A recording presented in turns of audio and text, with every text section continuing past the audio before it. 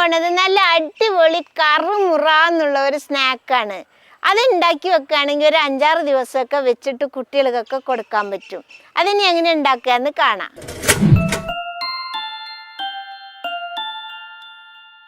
അതിനു വേണ്ടി ഒരു പാത്രത്തിൽ 2 കപ്പ് മൈദപ്പൊടി ഇട്ട് കൊടുക്കുക. ഇനി അതിൻ്റെ കൂടെ തന്നെ 1/2 ടീസ്പൂൺ അയമോദകം ഈ കയ്യിലിട്ട് ഒന്ന് ഞെരടിയിട്ട് ഇട്ട് കൊടുക്കുക. ഞെരടി പൊടിച്ച് മാവിലേക്കൊന്ന് ഇട്ട് കൊടുക്കുക. കണ്ടില്ലേ? ഇനി അതിന് പാകത്തിനുള്ള ഉപ്പിട്ട് കൊടുക്കുക. ഇനി ഉപ്പിനെ അയമോദകത്തിന് മൈദ മാവും ഒന്നിച്ച് മിക്സാക്കി എടുക്കാവുന്ന. ഇത് എല്ലായിടത്തും പെടുന്നത് പോലെ മിക്സാക്കണം കേട്ടോ. ഉപ്പും അയമോദകവും മൈദപ്പൊടിയും മിക്സായി കഴിഞ്ഞ് ഇതിൻ്റെ കൂടെ തന്നെ 1/4 കപ്പ് ഓയിൽ ഒഴിച്ചു കൊടുക്കാം. ഓയിൽ പറഞ്ഞാൽ സൺഫ്ലവർ ഓയിലാണ് ഞാൻ ഒഴിച്ചു കൊടുത്തിട്ടുള്ളത്. അതുകൂടി ഒന്ന് നിരടി നമുക്കിങ്ങനെ ഇങ്ങനെ നിരടിയിട്ട് കുഴച്ചെടുക്കാം. മാവ് എണ്ണയിൽ എല്ലായിടത്തും ആവണ രീതിക്ക് കുഴച്ച് കൊടുക്കാം. ഇപ്പം ഇതൊക്കെ മിക്സാക്കി കുഴച്ചെടുത്തിട്ടുണ്ട് എണ്ണയെ. ഇത് കണ്ടില്ലേ മക്കളെ? ഇതേപോലെ പിടിക്കുമ്പോൾ ഇങ്ങനെ വരണം. ഇനി നമുക്കിതിൽ കുറേശ്ശെ വെള്ളം ഒഴിച്ചിട്ട് കുഴയ്ക്കണം. ഇച്ചിരി ചായിട്ട് നോക്കി കയ്യിൽ ഒഴിച്ചിട്ട് വെള്ളം ഒഴിച്ച് കൊടുത്താൽ മതി കേട്ടോ. അതില്ലെങ്കിൽ കൂടിപ്പോയാൽ ഇതിൽ നമ്മൾ പൊടിയിട്ട് കുഴയ്ക്കുകയാണെങ്കിൽ നമ്മുടെ സാധനങ്ങളൊക്കെ കൂട്ടിയിടേണ്ടി വരും.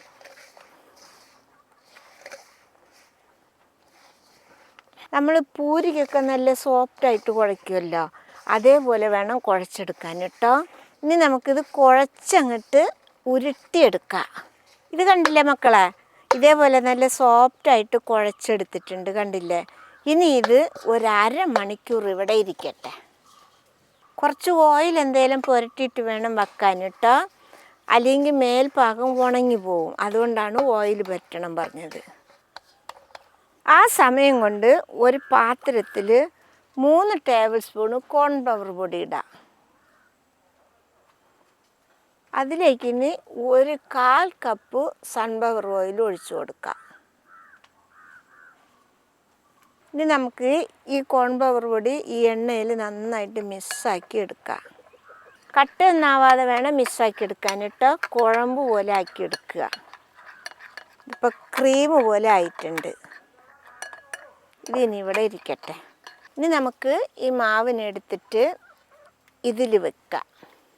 ഇതിൽ വെച്ചിട്ട് ഇങ്ങനെ നീളത്തിലൊരു റോള് പോലെ ആക്കിയെടുക്കുക.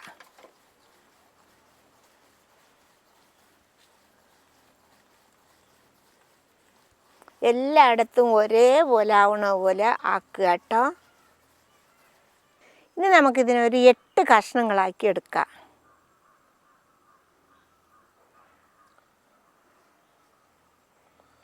1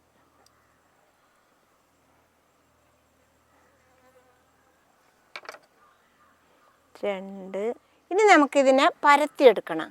ഇതിൽ ഒരു കഷ്ണം എടുത്തിട്ട് കയ്യിൽ വെച്ചിട്ട് നന്നായിട്ടൊന്ന് ഇതേപോലെ ഉരുട്ടിയെടുക്കുക. ഒരു വിള്ളലൊന്നുമില്ലാതെ നന്നായിട്ട് ഉരുട്ടിയെടുക്കുക. കണ്ടില്ലേ? ഇനി നമുക്ക് ഇതിൽ കുറച്ച് മാവ് വിതറി വിടാം. ഇനി നമുക്കിതൊരു ദോശയുടെ വലുപ്പത്തിൽ പരത്തിയെടുക്കാം. ഇത് ഒട്ടണുണ്ടെങ്കിൽ ഇതിൻ്റെ മേലെ പൊടി പരച്ചാൽ മതി കേട്ടോ. നൈസായിട്ട് വേണം പരത്താൻ. ഇതേപോലെ നൈസായിട്ട് പരത്തിയെടുത്തിട്ടുണ്ട്. അതിൻ്റെ അയമോദകമൊക്കെ കണ്ടില്ലേ? പുള്ളിയായിട്ട് നല്ല ഭംഗിയിൽ. ഇനി നമുക്ക് അടുത്തതും കൂടി ഇതേപോലെ പരത്തിയെടുക്കാം. കയ്യിൽ വെച്ചൊന്ന് ഉരുട്ടിയിട്ട് അതേപോലെ തന്നെ പരത്തിയെടുക്കാം. ഇത് കണ്ടില്ലേ മക്കളെ? മാക്സിമം നൈസായിട്ട് പരത്തിയെടുത്തിട്ടുണ്ട്. ഇത് കണ്ടില്ലേ? ഇതേപോലെ നൈസായിട്ട് പരത്തിയെടുക്കുക. ഇതിവിടെ ഇരിക്കട്ടെ. ഇനി നമുക്കിതിൻ്റെ മേലെ നമ്മൾ കോൺഫ്ലവർ പൊടിയിട്ട് കലക്കി വെച്ചിട്ടില്ലേ ഒരു പേസ്റ്റ്, അതിങ്ങനെ തേച്ച് കൊടുക്കുക.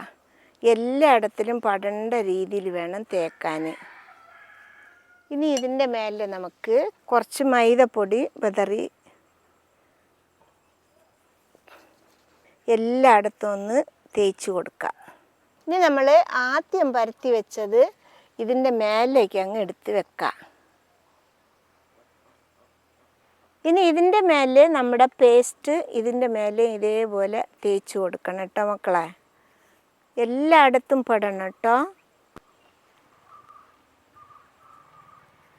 ഇനി നമുക്ക് ഇതിൻ്റെ മേലെ കുറച്ച് പൊടിയെടുത്ത് വിതറി തേച്ച് കൊടുക്കാം.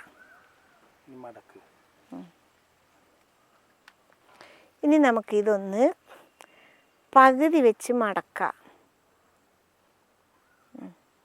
മടക്കിയിട്ടൊന്ന് അമർത്തി കൊടുക്കുക പതുക്കെ. ഇപ്പം മടക്കിയതിൻ്റെ മേലെ നമുക്ക് കുറച്ച് പേസ്റ്റ് തേച്ച് കൊടുക്കാം.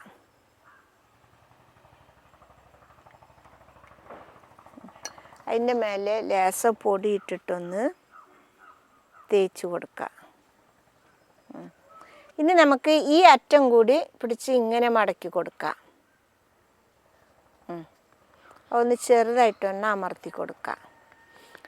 ഇനി രണ്ട് സൈഡിലും കുറച്ച് പേസ്റ്റ് തേച്ച് കൊടുക്കുക.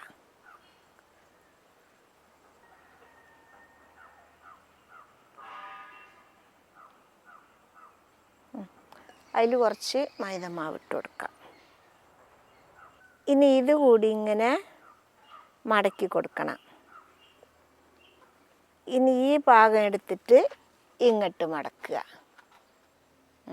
ഇനി കൈയിട്ട് ഇങ്ങനെ ഒന്ന് അമർത്തി കൊടുക്കുക. ഇപ്പോൾ ഒരെണ്ണം മടക്കി സെറ്റാക്കിയിട്ടുണ്ട് കണ്ടില്ലേ. ഇതിനി ഇവിടെ ഇരിക്കട്ടെ. ഇതേപോലെ എല്ലാതും നമുക്ക് മടക്കിയെടുക്കാം. അങ്ങനെ നമ്മൾ 8 എണ്ണത്തിന് 4 ആക്കി മടക്കി വെച്ചിട്ടുണ്ട് കണ്ടില്ലേ. ഇനി നമുക്ക് അതിൽ ഒരെണ്ണം എടുത്തിട്ട് ഇങ്ങനെ മെല്ലെ പരത്തി കൊടുക്കുക. ഒരു വശം മാത്രമേ പരത്താവേ. വല്ലാതെ നൈസായിട്ട് പരത്താൻ പാടില്ല. നൈസ് ഇച്ചിരി കട്ടിയിൽ പരത്തണം. ഇത് കണ്ടില്ലേ, ഈ കട്ടിയിൽ വേണം പരത്താൻ. ഇനി നമുക്കിത് ഒരു 3 ആയിട്ട് മുറിച്ചെടുക്കണം. ഇപ്പം ഇത് 3 ആയിട്ട് മുറിച്ച്. ഇനി നമുക്ക് ഈ മുറിച്ചെടുത്ത കഷ്ണത്തിന് ഒന്നും കൂടി മുറിച്ചെടുക്കാം. ഇനി നിങ്ങൾക്ക് എത്ര വലുപ്പമാണെന്ന് വെച്ചാൽ അങ്ങനെ മുറിച്ചാൽ മതി കേട്ടോ. ഞാനിപ്പോൾ ഇത് 2 ആയിട്ടാണ് മുറിച്ചത് കണ്ടില്ലേ. ഇവിടെ ഇരിക്കട്ടെ. ഇനി അതേപോലെ ഇത് മുറിച്ചെടുക്കാം.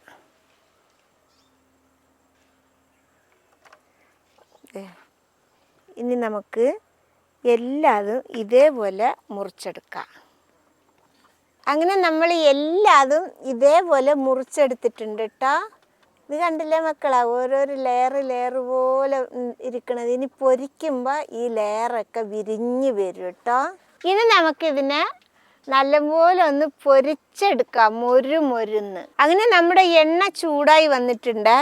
നല്ല തിളച്ച് മറിയൊന്നും വേണ്ട, ഒരു മീഡിയം തീ ചൂട് മതി കേട്ടോ. നമുക്കിനി ഇത് ഓരോന്നായിട്ട് ഇട്ട് കൊടുക്കാം.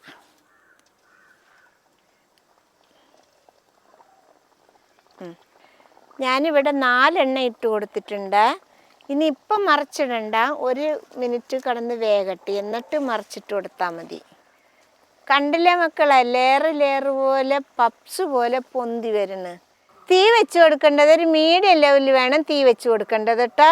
നല്ല തീ വെച്ച് കൊടുത്താൽ ഇതിൻ്റെ ഉള്ളു വേവില്ല, മേൽഭാഗമൊക്കെ കളറായി വെന്ത് മുരിഞ്ഞ് വരും, അടിഭാഗം വേകാതെ വരും. അതിനാണ് മീഡിയം ലെവലിൽ തീ വെച്ച് കൊടുക്കാൻ പറഞ്ഞത്. ഇത് കണ്ടില്ലേ മക്കളെ, ലെതറായി വരുന്നത് കണ്ടില്ലേ. ഇപ്പം നമ്മുടെ സ്നാക്ക് നല്ല അടിപൊളിയായിട്ട് മൊരുന്ന് പൊരിഞ്ഞ് വിരിഞ്ഞ് വന്നിട്ടുണ്ട്. ഇത് കണ്ടില്ലേ. ഇനി നമുക്കിത് എടുക്കാം.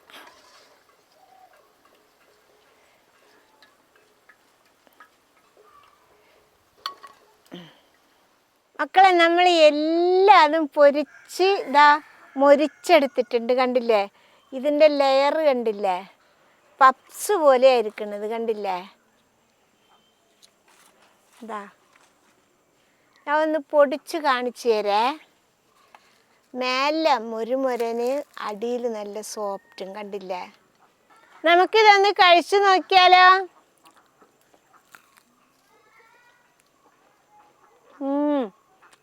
നല്ല സൂപ്പർ ആട്ടോ.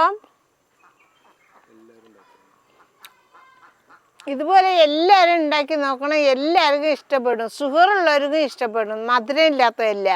ഇപ്പം ഉണ്ടാക്കിയാൽ ഒരാഴ്ച വരെ ഇത് ഉണ്ടാക്കി വെക്കാൻ പറ്റും. അതുകൊണ്ട് എല്ലാവരും ഉണ്ടാക്കി നോക്കണം. ഇഷ്ടപ്പെട്ടാൽ സബ്സ്ക്രൈബ് ചെയ്യുക, ലൈക്ക് ചെയ്യുക, കമൻറ്റ് ചെയ്യുക, ഷെയർ ചെയ്യുക. മക്കളെ ഫോളോ ചെയ്യാനും കൂടി മറക്കരുതേ.